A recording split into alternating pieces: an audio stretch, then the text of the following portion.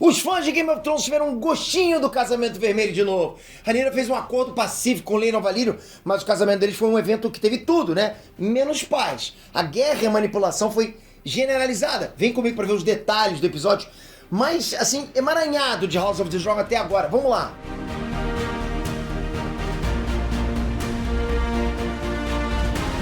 Inês Transpeter aqui. Galera, estamos na final do IBEST nas 3 categorias que a gente participava. Ou seja, a gente está nos top 3. É a segunda fase, a fase final. Vocês colocaram a gente aqui. Muito obrigado a você que tá aí. Só o fato de você já estar aqui nesse canal, simplesmente você coloca a gente cada vez num outro nível. A gente gosta demais do que tá acontecendo. Esse é um momento, tipo, incrível. Um momento maravilhoso que você colocou a gente aqui. Obrigado de coração. Deixei aqui embaixo agora os 3 links para você continuar dando essa força. Que você que votou na primeira fase, você pode votar de novo. É só um clique que cada um dos links vai perder uns 10, 12 segundos em cada um. Não precisa escrever nada do outro lado. Clicou, acabou. Obrigado. Já pensou a gente traz esse troféu pra casa? Isso é conquista demais, tudo graças a vocês. Que comunidade maneira, galera. Obrigado de coração, vamos lá. Galera, o episódio 5 de House of the Dragon fez um aceno nítido pro Casamento Vermelho de Game of Thrones. Você percebeu isso? O que era pra ser uma grande festa celebrando a união das casas mais fortes de Westeros virou um evento cheio de artimanhas, manipulações e, claro, né, assassinatos. E como é de costume, o início e o fim do episódio fazem um gancho entre eles, né, trazendo o mesmo tema. E nesse caso aqui, a morte. Então bora ver os arcos dos personagens, a camada de cada acontecimento e, claro, né, entender cada movimentação desse tabuleiro aí que tá pronto pra iniciar a Dança dos Dragões. Tá pronto, galera, vai acontecer. Então já capricha nesse joinha e comenta, curtiu esse episódio? Que nota você dá pra esse episódio 0 a 10? Comenta aqui embaixo porque esse feedback é muito importante. A gente sabe que a gente pode trazer mais vídeos sobre House of the Dragon. Vamos lá. O episódio 5 já começou revelando um mistério que muita gente estava doido pra ver. Rhea Royce, a esposa do Daemon. Ele falou várias vezes o quanto ela era feia, o quanto ele preferia as ovelhas do que ela, né? Inclusive no primeiro episódio ele ofereceu ela pro Otto Hightower. O Daemon passou a série toda, galera, só esculachando a Rhea. E pra surpresa de muita gente, a Rhea é bonita e é casca grossa. Ela não é aquela coitadinha rejeitada que muita gente pensou que seria. Tipo, eu achei que realmente ela seria um trubufu. E já no princípio, o Daemon chegou em casa de surpresa depois de ter sido exilado pelo Viserys. E o mais impressionante é que a Rhea conhece totalmente o Daemon. O que ele pensa, as coisas que ele disse por aí, e principalmente do que ele é capaz. Nessa hora o Daemon teve mais uma cena memorável sem dizer uma única palavra.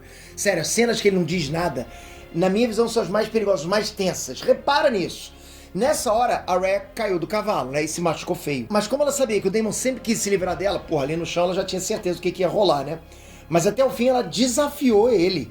Na boa, galera, eu adorei essa personagem. É uma pena a Rhea ter aparecido na série só ali, perto da morte dela, né? Foi uma personagem que teve uns 3 minutos de tela e foi bacana, foi surpreendente pra gente, né? A gente não esperava aquilo. Agora, uma coisa diferente é que na montagem desse episódio, eu senti que eles quiseram pegar leve com a morte da Rhea. Porque, por exemplo, no episódio 1, a morte da rainha foi uma cena explícita. E também o massacre dos mantos vermelhos pela cidade, apareceu de tudo. Por outro lado, aqui no episódio 5, a morte da Rhea ficou nas entrelinhas. Vocês perceberam, ok, todo mundo entendeu que o Daemon esmagou a cabeça dela com a pedra. Mas isso foi sugerido, não foi mostrado. Mas continuando com o arco do Daemon nesse episódio, lá pro final ele faz uma cena em silêncio que também gerou bastante tensão. Porque é óbvio que ele apareceu no casamento da Rhaenyra sem ser convidado. Isso fica nítido na cara de incômodo do Viserys. Pô, sabe, quando o Daemon entrou no salão, dá pra perceber que o Viserys estava bem incomodado com aquilo. E na boa, né, alguém achava mesmo que o Daemon não ia aparecer nesse casamento? Não dá, né? E ele aprontou de tudo. Pô, o Daemon é maneiro pra caramba. Tô curtindo. Primeiro que ele foi acusado pelo primo da Rhea, né? A esposa morta dele. E com uma frase ele reverteu o jogo e ainda deu uma carteirada de que ele era o herdeiro legítimo da esposa. Isso quer dizer que o rei do vale é o Daemon a partir de agora. E o primo da Rhea saiu com o rabinho entre as pernas. Fora isso, começou a rolar um interesse mútuo entre o Daemon e a Laena, né? Que é a filha do Corlys Velaryon. Galera, se liga, o Daemon tá articulando por ele mesmo para ter cada vez mais poder e influência na mão dele. Ele tá mexendo essas pecinhas do tabuleiro. Em todos os episódios ele dá um passinho a mais nessa direção, pra ter isso, sabe? Ele é manipulador pra caramba, né? No meio da dança, das manipulações da festa de casamento, o Daemon e a Rhaenyra se provocaram também, ficou meio implícito, né? Assim, eles se beijaram lá no meio da dança ou não? Conta pra mim o que você acha, que eu também quero saber a tua opinião. O que ficou claro, sabe, é que o Daemon é um agente do caos que não tá nem aí pras consequências. Tipo, o cara tá lá pra causar o terror. Ele faz qualquer coisa pros próprios interesses, mas ele sabe muito bem o que ele tá fazendo. E no episódio da semana passada, muita gente ficou feliz do Otto finalmente ter caído. O Viserys abriu o olho e despediu o Otto do cargo de Lorde Mão. Mas o Otto é tão desprezível que jogou a culpa disso na Alicent. Foi sacanagem, não foi? A filha dele chegou toda emotiva pra se despedir dele. Nem assim ele mostrou um pingo de sentimento. E pra completar, ele já meteu a DR jogando a culpa nela. Só que o mais importante da participação do Otto nesse episódio é que ele fez uma previsão perturbadora.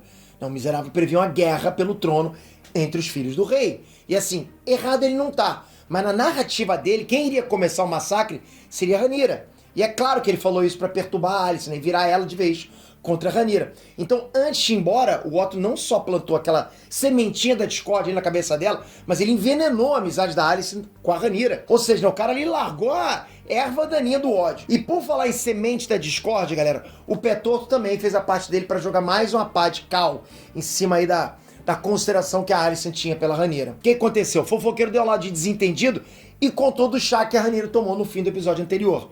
Pra quem não lembra, era um chá que o próprio rei mandou que fizesse pra garantir que a Rhaenyra não desenvolvesse uma gravidez depois daquela noite doida lá. E mesmo o Pé Torto se fazendo de sonso, né, fingindo que tava lá preocupado com a saúde da Rhaenyra e tal, a Alice entendeu perfeitamente o significado daquele chá.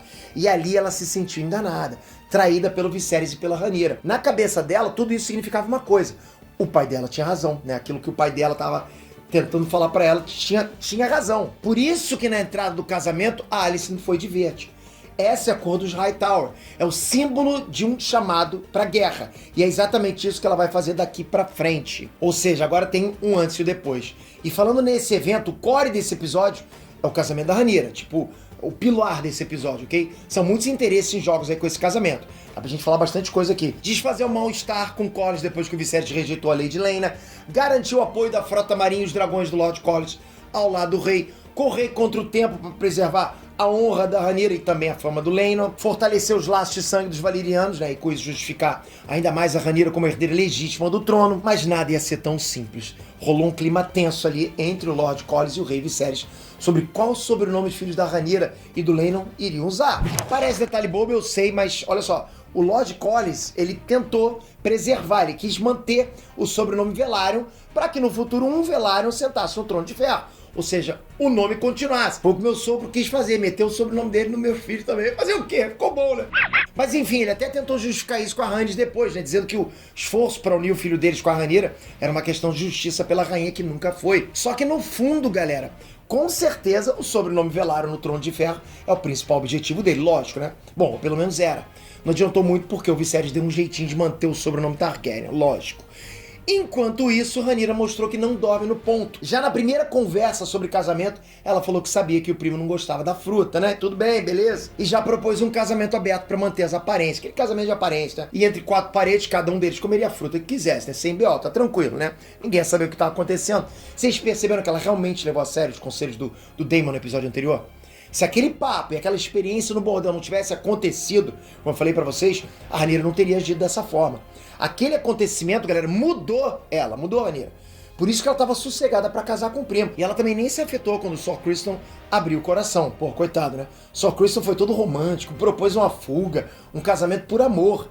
Mas verdade seja dita, ele foi ingênuo pra caramba nessa, né? Se ele conhecesse a Rhaenyra mesmo, porra, ele saberia que nada pra ela é maior do que o objetivo de ser a rainha, é o que ela quer, cagou pra qualquer outra coisa.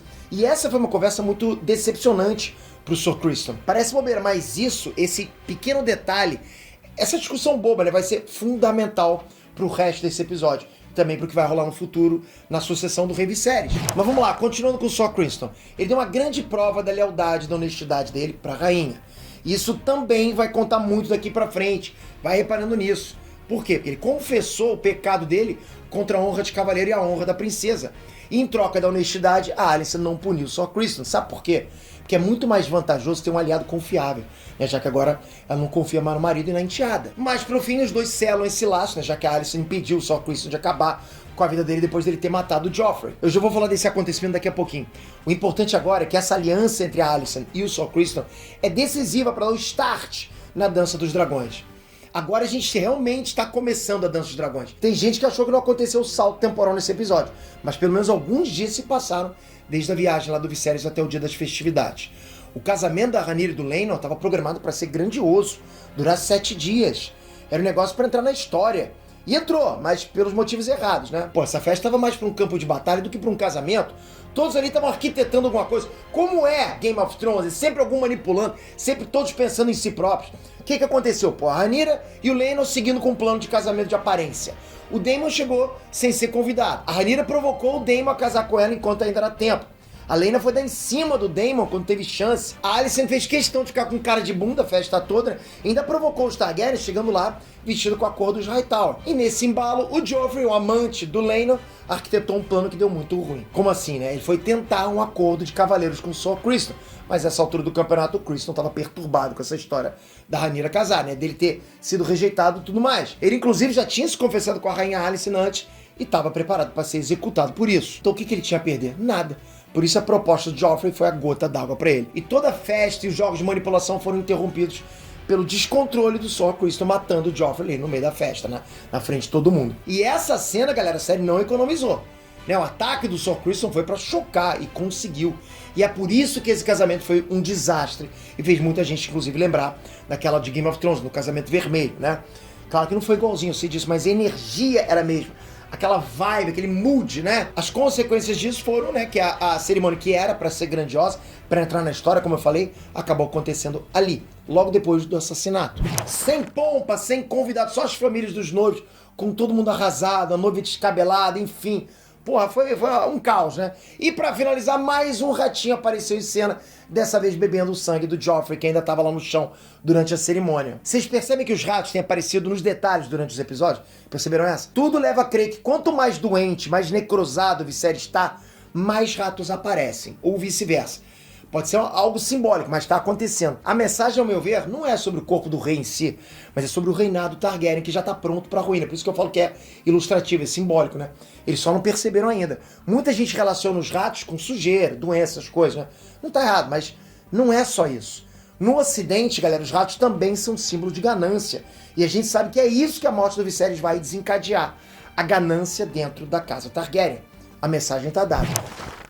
E antes de ir embora, vai lembrar que esse foi o último episódio com a Rhaenyra e a Alicent jovenzinhas. No próximo episódio já vai rolar um salto temporal maior e a gente vai ter essas personagens mais maduras. Você estava preparado para essa despedida dessas duas atrizes? Conta pra mim o que você achou do episódio 5. E não esquece, deixei aqui embaixo os links pra você dar aquela moral pra gente nas 3 categorias que a gente tá disputando. Ajuda a gente a trazer esse prêmio pra casa. Nerd de Negócios, Ei Nerd e PT Joga. Nas 3 categorias, já tá marcado aqui embaixo. Obrigado de coração por isso. Agora só conto com a tua inscrição tocando aqui, ativando o sininho. Olha, só em saber que você tá acompanhando as análises de House of the Dragon comigo, você não tem noção como eu me motivo a entrar nesse universo, de cabeça, amar esse universo, como eu sempre fiz. Então continua com a gente, inscrito, com o sininho, e eu te vejo no próximo vídeo. Valeu, fui!